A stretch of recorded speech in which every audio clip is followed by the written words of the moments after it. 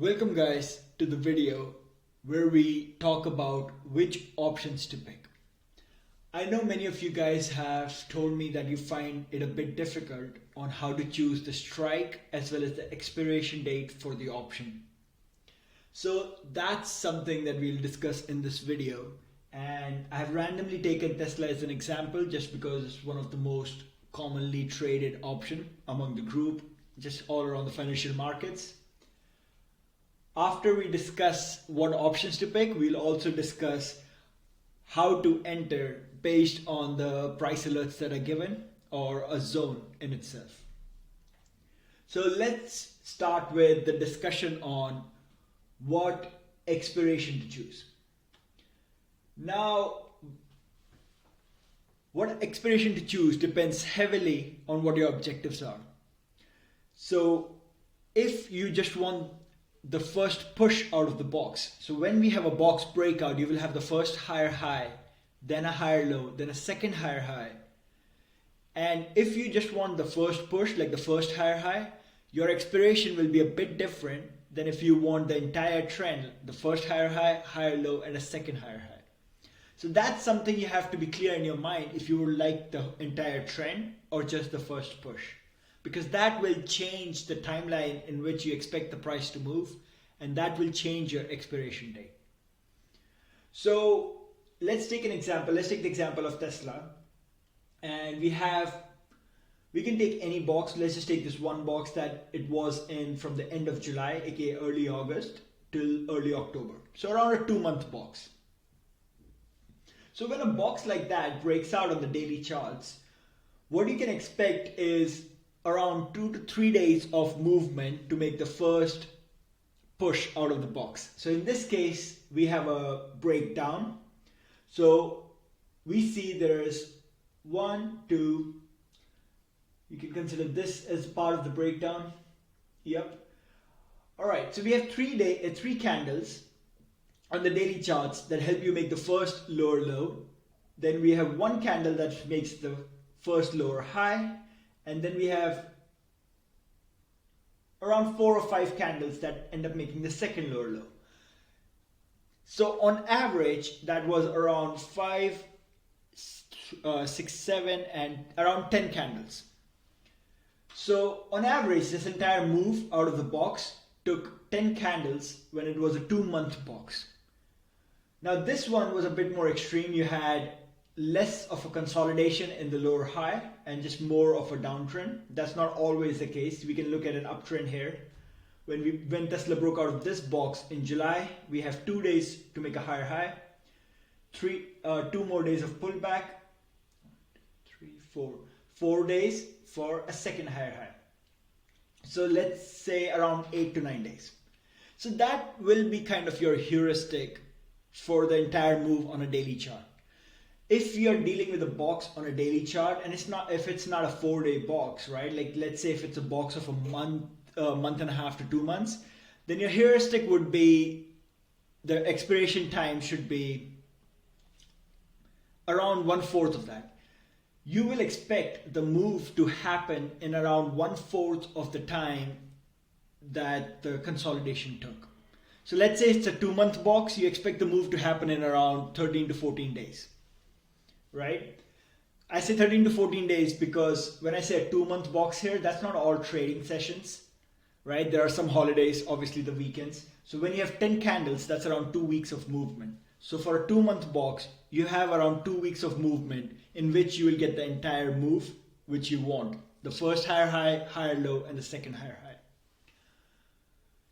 So that's a heuristic, right? This is not exact science. This is an approximation of how things occur. And that is something to keep in mind. So if you're looking at a daily box, usually the time frame for the move to play out would be 1/4 of the consolidation. And for expiration, you can pick something with a bit more margin of error. So let's say you will take few days extra from the time frame you want the move to play out. So in this case, let's say Tesla played out in 10 sessions. So I will take an expiration date for about 3 weeks out, maybe a month out, just to be on the safer side. if you're dealing with a box, let's say a 9 MA box, which is a 3-day consolidation, something like this on Tesla. Let me pick up something that's more obvious rather than this one because it's part of a consolidation. Let's say you recognize this. You recognize this 9 MA box, a smaller consolidation, and you just want this trend to play out. What this box is a bigger box on a smaller time frame, and the entire move is playing out on a smaller time frame. So if it's, let's see, 1, 2, 3, 4, 5-day consolidation, you expect 1.5 day of movement. Well, you would be pretty spot on. That's kind of what you would estimate. In that case, you can get an expiration 1 week out. I hope this heuristic makes sense. It makes it easier to make decisions while you're in the heat of the moment in the markets. You don't have to overthink this stuff. Let's discuss the strike, because that's the second most important thing. You have to make two decisions when you're choosing an option, because more often than not, you won't really worry about the implied volatility unless earnings are in play or something like that. More often than not, you will only worry about the strike price and the expiration date. So let's think about the strike price. This is another heuristic I use. I expect the move from the break of the box to the second lower low in this case, or a second higher high, to be equal to the size of this box. So in this case, we have a box from 275 to 313, so let's say around $50. I would expect that the whole move out of this box will be around $50, in which case we would reach around 225 for Tesla. Now, yes, this sell-off at the end of September, this sell-off in Tesla was a bit more extreme. So we did go over that margin, right? Like we stopped at 225, which is an important zone, but then kept on selling a bit more to around 205. However, this heuristic works out quite well for the most part. Let's see if it works out in this case. 210 to 253, around a $44 difference. So my estimate when we broke out of here would be around, what is it? 298. So around 298. And let's see where we went. We went to 300, above 300. This is where we overshot from 300 to 312. Now, it's a pretty good heuristic. In case of Tesla, we are underestimating, which is completely fine. Tesla is a bit more crazy compared to other stocks. But more often than not, this heuristic will work out quite well. So if you want the entire move, right, you want to choose a strike that falls comfortably below the estimate of where your price is going to go. So if I take this breakout and I estimate that the price is going to 300, then I will choose a strike of something like 275, 280, something along those lines. You want to have a good enough margin of error for the entire move to play out. Now, if you're only looking for the first push out of this, then you can expect the price to only go towards like 40 to 50% of the entire move. So in this case would be from 253 around 278. So I would choose a strike of around 260. I hope these heuristics give you an idea of how you can make quick decisions about these things. The whole point of strike is you expect the price to go above the strike, because that's the only case in which your option will be profitable if held to the expiry. So if you choose a strike which is quite far, let's say 340, 350, the closer we get to expiration, the faster that option will lose value, and you don't really want that to happen. So always keep a good margin of error. These are the heuristics I use in order to choose my strike price and expiration date. For the most part, they work quite well. I hope this makes it easy for you guys to choose them as well. If you have any questions about this part, please ask me in the chat. I will be happy to clarify. Now let's look at the second part. How do we enter an option trade? So this box, right, I had mentioned it in the watch list of last week. This box was in the daily charts. It was a very good looking box. It had a medium squeeze. And I had mentioned in my price alerts, a break and hold below 203 could take this price to 186. It went a bit lower, but 186 with support at 197 and 190 on the way. Those levels turned out to be pretty damn good the entire week.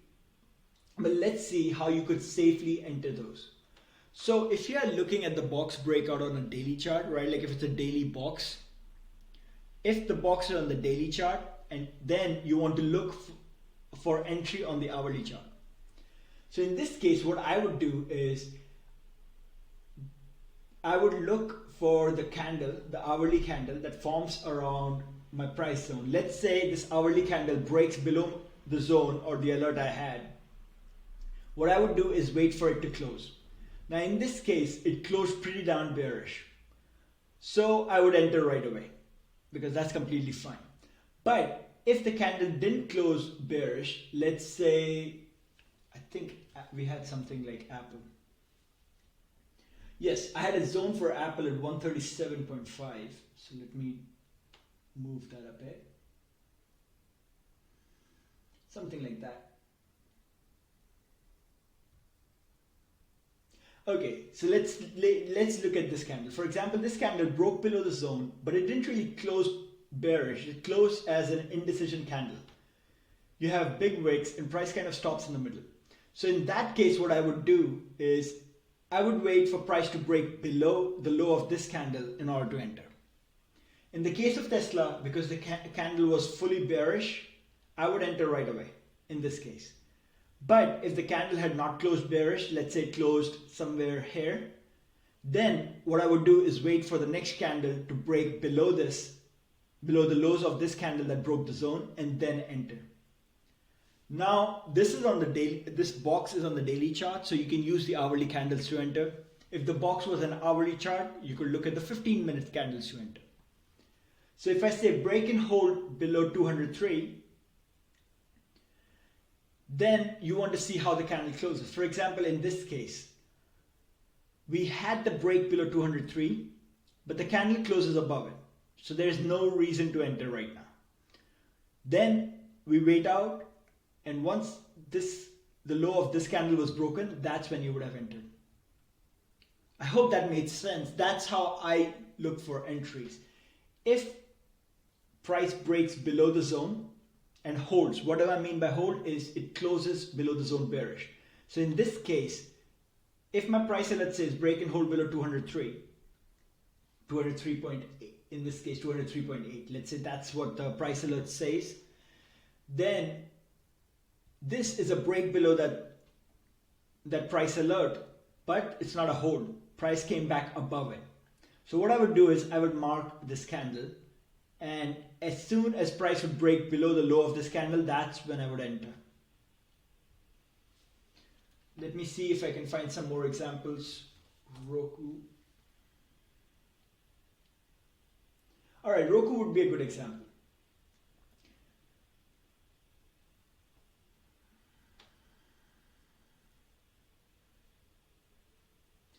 All right, this would be the zone for Roku.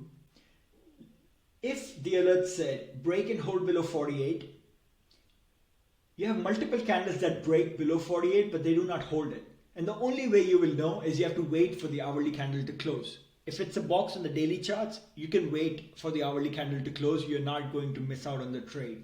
There's no need to FOMO. You can see many of these candles broke below, but they never really closed bearish. They're all left wicks, even here. So in this case, what you would do is I would have entered here. So initially this price broke below, did not close bearish. So I would have marked this low. I would have entered on the break of that, but seeing that this one also did not close bearish, I would have exited right away. What you want to see is once price comes back and breaks below the lows of this candle, then you want to see some bearish action right away. But this is how you decide on when to enter at the zone. For a box on the daily charts, you would look at the hourly candle. You would look for a bearish candle form that broke below the zone for a short, and you want a bullish candle form that broke above the zone for a long. This is a perfect example. So in the alerts, if I had break and hold above 60.3, then I would wait for this hourly candle to form. You see how this hourly candle formed? It's very green. that's a bullish candle and it broke above the zone. So in this case, I would enter right away. But if this candle had not closed as bullish, something like this, then I would not enter and I would mark this level and then enter on the break of that. That summarizes the ideas I wanted to present in this video: how to choose your strike, how to choose your expiration, and how to enter based on the price alerts and the zones mentioned in there.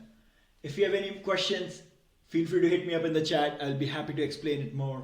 Good luck.